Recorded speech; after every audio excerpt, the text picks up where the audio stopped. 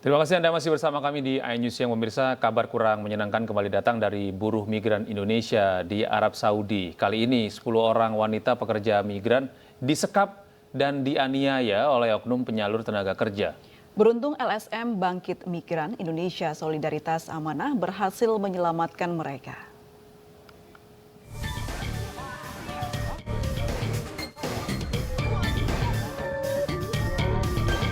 Beginilah situasi saat LSM Bangkit Migran Indonesia Solidaritas Amanah atau BMISA menemukan 10 wanita pekerja migran Indonesia yang disekap dan dianiaya di Jeddah, Arab Saudi pada 5 April lalu.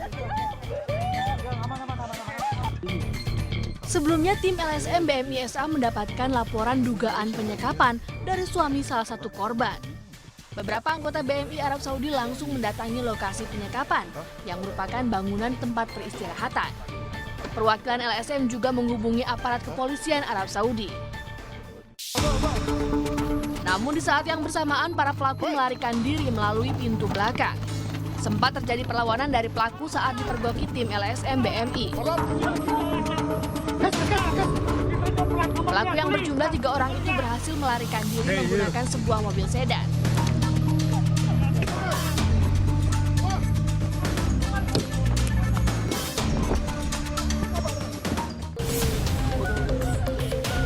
Saat ditemukan di sebuah ruangan, beberapa korban menderita luka hasil penganiayaan, diantaranya lebam di wajah serta patah jari tangan. Salah satu korban juga mengaku mendapatkan kekerasan seksual. Para pelaku kabur dengan membawa 13 ponsel milik para korban serta uang sebesar 6.000 rial Saudi atau setara 20 juta rupiah. Kepolisian Arab Saudi kemudian berhasil menangkap 3 pelaku 2 hari kemudian atau pada Jumat 7 April. Dari hasil interogasi, ketiga pelaku merupakan warga negara Palestina. Naas, seluruh korban kini juga harus diproses secara hukum karena status masa izin tinggal yang sudah melewati batas atau overstay. Tim Liputan iNews melaporkan. Pemirsa, 5 korban pembunuhan berantai dukun pengganda uang Slamet Tohari alias Mbah Slamet kembali teridentifikasi. Dari total 12 korban Mbah Slamet masih ada 4 jenazah yang belum teridentifikasi.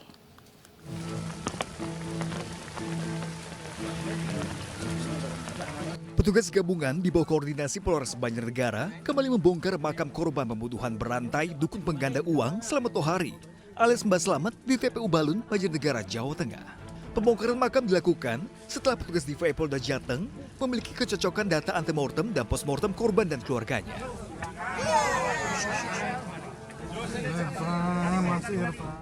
Terbaru, ada 5 korban yang teridentifikasi, yaitu Suheri, 53 tahun, dan Riani, 50 tahun, pasangan suami istri warga Kabupaten Pesawaran, Lampung.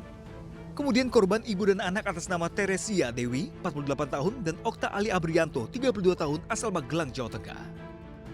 Serta Mulyadi Pratama, 46 tahun, warga Ilir Barat, 1 Palembang, Sumatera Selatan. Kelima jenazah korban yang baru teridentifikasi selanjutnya dibawa ke RSUD Banjarnegara untuk dijemput pihak keluarga korban. Kami dari Polres Banjarnegara, dari Kodim, dari Koramil, Polsek, kemudian termasuk dari relawan juga, ada Banser, Popam, semua yang perangkat-perangkat desa yang ada di sini. Di wilayah Banjarnegara semua turut bahu-membahu membongkar korban, di mana korban 4 ini alhamdulillah sudah teridentifikasi. Mohon maaf, korban 5 ini sudah teridentifikasi. Hingga Senin malam, total jenazah korban pembunuhan berantai Mbah Slamet yang berhasil teridentifikasi berjumlah 8 orang. 3 pertama yang teridentifikasi adalah Parianto asal Sukabumi, pasangan suami istri asal Lampung, Irsat dan Wahyu Triningsi.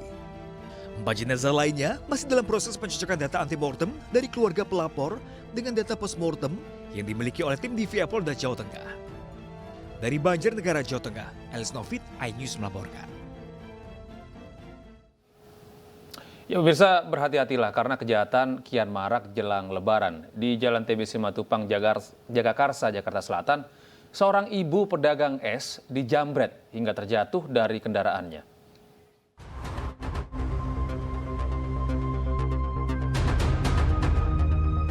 Duduk lemas, seorang ibu yang merupakan pedagang es ini dibantu warga menggagalkan penjamretan yang dialaminya.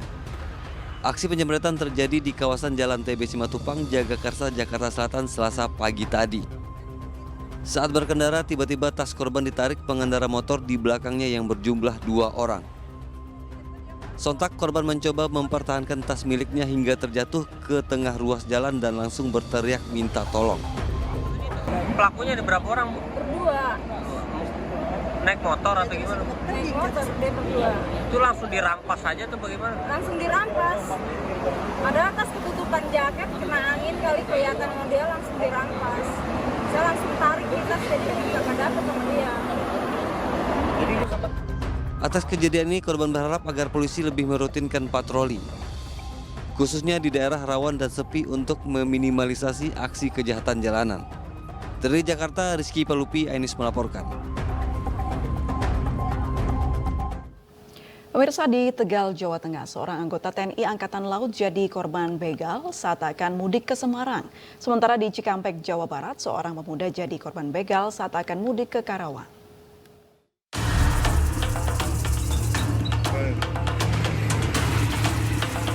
Dengan tangan terikat dan mata tertutup lakban, korban ditemukan warga di areal pesawahan di Desa Kebandingan, Kecamatan Kedung Banteng, Kabupaten Tegal, Jawa Tengah, Jumat lalu. Sersan Kepala Muhammad Hanif Widiantoro, anggota Intel TNI Angkatan Laut ini menjadi korban begal saat akan mudik ke Semarang, Jawa Tengah, usai bertugas di Pangkalan Utama 4 Sorong, Papua Barat. Sebelum ditinggalkan di TKP, para pelaku menguras barang berharga milik korban dan uang tunai 2,7 juta rupiah. Para pelaku juga meminta paksa PIN ATM korban dengan ancaman sebilah pisau.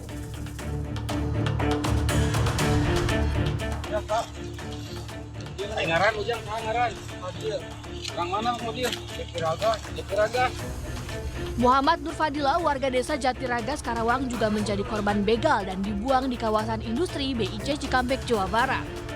Menurut korban, para pelaku beraksi dengan berpura-pura menawarkan jasa travel saat korban menunggu angkutan umum di pinggir tol Jakarta Cikampek.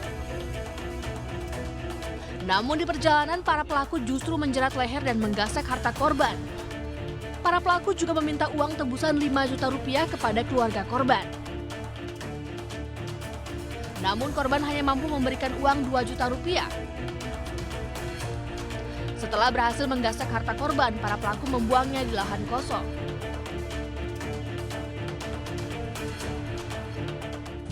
Si Fadilah ini yakin dan saya bahwa itu adalah rental, ya, karena di dalam udah ada 3 orang, yang satu di depan itu perempuan, 2 di belakang laki-laki.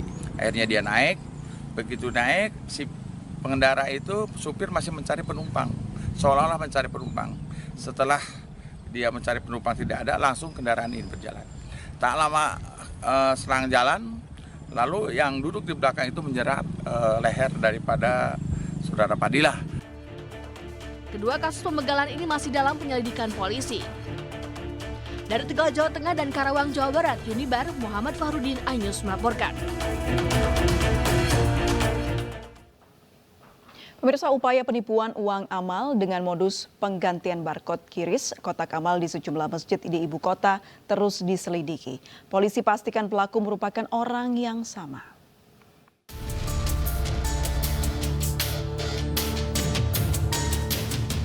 Setelah viral di media sosial dan mendapat laporan, Polres Metro Jakarta Selatan Senin siang mulai menyelidiki kasus upaya penipuan uang amal dengan modus penggantian barcode QR di kotak amal di sejumlah masjid Jakarta Selatan. Setelah melakukan olah TKP di sejumlah masjid yang dijadikan aksi pelaku, saat ini polisi telah menyita rekaman pengawas yang merekam aksi pelaku pada saat mengganti barcode QR yang berada di masjid. Dari rekaman CCTV, polisi memastikan peristiwa yang terjadi di setiap masjid merupakan pelaku yang sama. Tapi dari satu lokasi, ada di Kebayoran Lama dan ada juga di Pondok Indah Patoran, Pondok Indah dan Kalibata, beberapa lokasi. Untuk pelaku kami dalami, sampai saat ini masih kami profiling. Mohon doanya, dalam waktu dekat bisa kita identifikasi dan kita lakukan penangkapan terhadap yang bersangkutan. Hingga saat ini penyidik memburu pelaku penipuan di tempat ibadah tersebut. Dari Jakarta Selatan dan Helmi Sanjangbati, iNews melaporkan. Kita beralih ke informasi lain pemirsa, AG divonis hukuman 3 tahun 6 bulan penjara dalam kasus penganiayaan David Ozora. Hakim mengungkapkan AG terbukti bersalah dalam perencanaan penganiayaan dengan 2 terdakwa lainnya.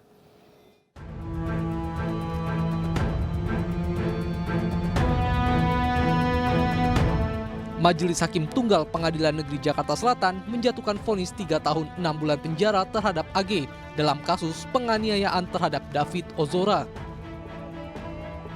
Vonis ini lebih ringan dibandingkan dengan tuntutan jaksa yakni 4 tahun penjara. Adapun hal yang memberatkan AG karena David sampai saat ini masih dirawat di rumah sakit dan dalam kondisi belum sepenuhnya pulih. Sedangkan hal yang meringankan karena AG masih di bawah umur. Selanjutnya AG akan menjalani masa tahanan di Lembaga Pembinaan Khusus Anak atau LPKA. Dalam pembacaan vonis itu, AG turut hadir di Pengadilan Negeri Jakarta Selatan namun tidak dihadirkan di dalam ruang sidang. Kami menghormati putusan ini, namun kami akan berdiskusi dulu dengan pihak keluarga mengenai tindakan apa yang akan dilakukan. Pastinya ini fakta-fakta yang ada yang disampaikan oleh Ibu Hakim, ada beberapa yang menjadi catatan kami juga sebenarnya. Kami melihat seluruh pertimbangan yang disampaikan oleh Hakim Tunggal ini sudah membuka bagaimana pemeriksaan selama proses persidangan berlangsung. Sehingga kami melihat pertimbangan-pertimbangan itu sudah membuat pasal yang disangkakan kepada dan didakwakan kepada pelaku anak ini terbukti secara sempurna. AG merupakan pelaku yang terlebih dahulu menjalani proses persidangan kasus penganiayaan David dibanding kedua tersangka lainnya yakni Mario Dandi dan Sen Lucas. Dari Jakarta, Dilami Aulia, Yulia Rorena, iNews melaporkan. Pemirsa, Menko Polhukam Mahfud MD membentuk tim khusus menyelidiki transaksi janggal 349 triliun rupiah di Kementerian Keuangan. Mahfud memastikan tidak ada perbedaan data dengan Menteri Keuangan Sri Mulyani.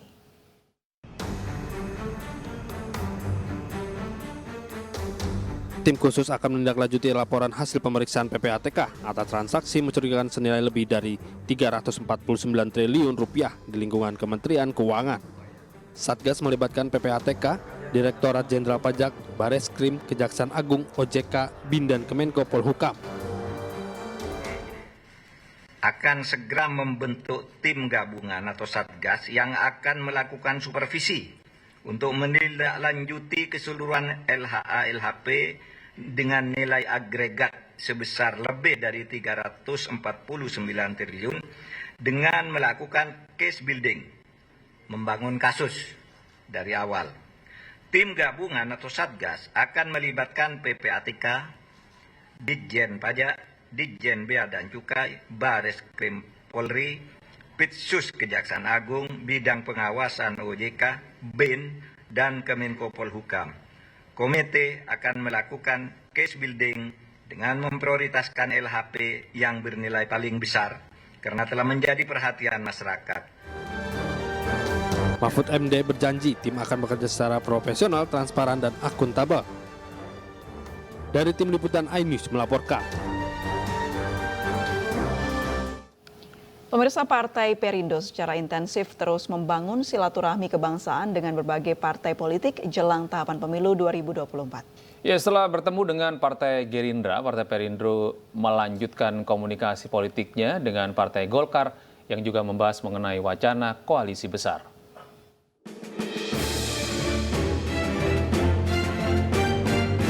Ketua Umum Partai Perindo Haritanu Sudibyo bersama pimpinan Partai Perindo melanjutkan safari politiknya. Kali ini HT menemui Ketua Umum Partai Golkar Airlangga Hartarto di kantor DPP Partai Golkar Palmerah, Jakarta Barat. Dalam pertemuan dua elit partai politik ini membahas sejumlah isu strategis, terutama stabilitas politik dan wacana pembentukan koalisi besar menghadapi pemilu 2024. Berikutnya yang paling penting tentunya adalah pembahasan tentang bagaimana ke depan bisa bekerjasama secara politik yang tadi beliau sampaikan, koalisi besar yang tentunya sangat penting dalam menjaga kontinuitas NKRI, khususnya pembentukan yang telah dibangun oleh Presiden kita Jokowi. Dan koalisi besar itu sangat diperlukan agar kita bisa menerobos tantangan-tantangan yang ada, yaitu ketidakpastian baik itu di global maupun terkait dengan cuaca dan terkait dengan apa yang Indonesia harus lakukan dalam situasi yang penuh ketidakpastian, maka kestabilan. Dalam silaturahmi kebangsaan ini, Ketum Partai Perindo dan Ketum Partai Golkar juga sepakat untuk terus menjalin komunikasi politik, mendukung pembangunan berkelanjutan yang telah dijalankan oleh Presiden Joko Widodo. Dari Jakarta Barat, Megalatu Fakih Satrio, iNews melaporkan. Pengadilan Tinggi DKI Jakarta hari ini menggelar sidang putusan banding atas putusan Pengadilan Negeri Jakarta Pusat mengenai penundaan pemilu 2024. Kita bergabung ke Pengadilan Tinggi Jakarta. Public affairs directly or through freely chosen representative. B. To vote and to be elected at genuine periodic election, which shall be by universal and equal suffrage and shall be held by secret ballot, guaranteeing the free expression of the will of the election. C. To have access in general terms of equally to public service as his country.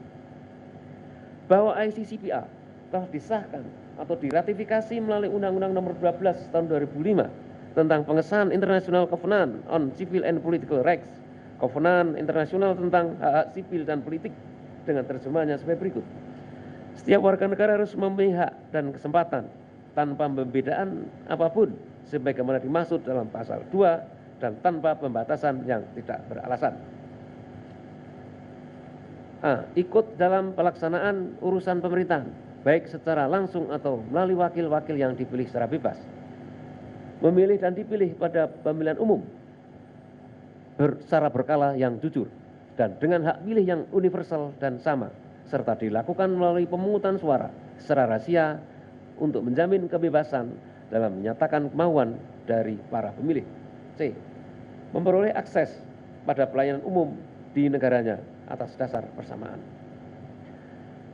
Bahwa hak konstitusional warga negara untuk memilih dan dipilih, right to vote and right to be candidate, adalah hak yang dijamin oleh konstitusi, undang-undang maupun konvensi internasional, sehingga pembatasan perlakuan yang tidak adil merupakan pelanggaran terhadap hak asasi dari warga negara, termasuk hak penggugat yang dijamin oleh konstitusi, yang dengan demikian terbukti tergugat telah. Pemirsa, ribuan warga di kota Lok Sumawe, Aceh rela berdesak-desakan untuk mendapatkan bantuan beras dari pemerintah. Kami hadirkan informasinya usai jeda berikut ini.